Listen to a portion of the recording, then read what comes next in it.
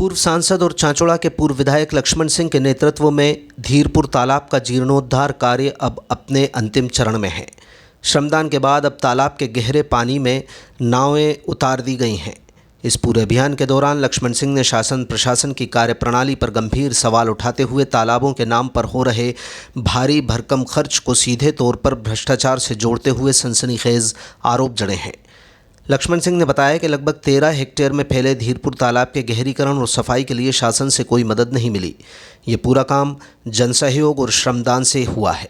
उन्होंने आंकड़ों के जरिए प्रशासन को घेरते हुए कहा कि धीरपुर जैसे विशाल तालाब के कायाकल्प में केवल 1 लाख रुपए की राशि खर्च हुई है, जबकि इससे भी छोटे या समानांतर गुना के बुजरिया तालाब की साफ सफाई पर 25 करोड़ रुपए का भारी भरकम बजट बनाया गया है। ये अंतर सोचने पर विवश करता है। उन्होंने तंज कसते हुए पूछा कि आखिर 25 करोड़ रुपए कहाँ खर्च हो रहे हैं? क्या ये बजट केवल भ्रष्टाचार की भेंट चढ़ाने के लिए है? इस खर्च का हिसाब सार्वजनिक होना चाहिए। पूर्व विधायक ने इस मामले में विपक्ष के मौन को भी चिंताजनक बताया। उन्होंने हिदायत दी कि जनता के पैसे की बर्बादी पर विपक्ष को सवाल पूछना चाहिए। लक्ष्मण सिंह पूरे प्रदेश के जल स्रोतों पर होने वाले खर्च की निगरानी की उन्होंने आवश्यकता जताई है। आम नागरिकों से आह्वान किया कि जहां भी भ्रष्टाचार दिखे वहां निडर होकर आवाज़ उठाएं। बता दें कि जीर्णोद्धार के बाद धीरपुर तालाब अब अपने पुराने स्वरूप में लौटने लगा है। गहरे पानी में नाव उतरने के बाद क्षेत्र के लोगों में उत्साह है। भाइयों बहनों नमस्कार।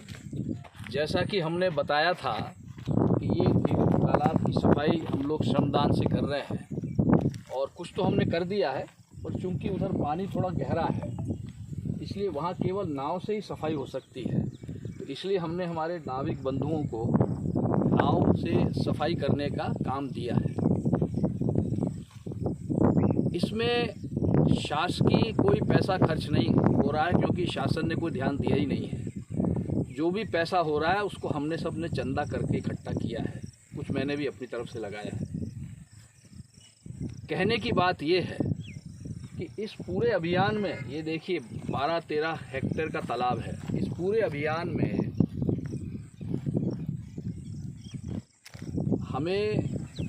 हमने श्रमदान किया और जो ठेका भी दिया वो 1 लाख के अंदर का खर्चा है, जिससे पूरा तालाब साफ हो जाएगा। अभी हाल ही में गुना में एक भुजरिया तालाब है जो संभवतः इससे छोटा है, क्षेत्रफल इससे छोटा है या इसके बराबर होगा। उसमें शासन ने 25 करोड़ रुपए का बजट रखा सफाई करने का, जो काम 1 लाख रुपए में हो गया। ज़्यादा से ज़्यादा हमारी मजदूरी भी लोगों की जोड़ दो जो उन्होंने श्रमदान किया है तो 2 लाख रुपया।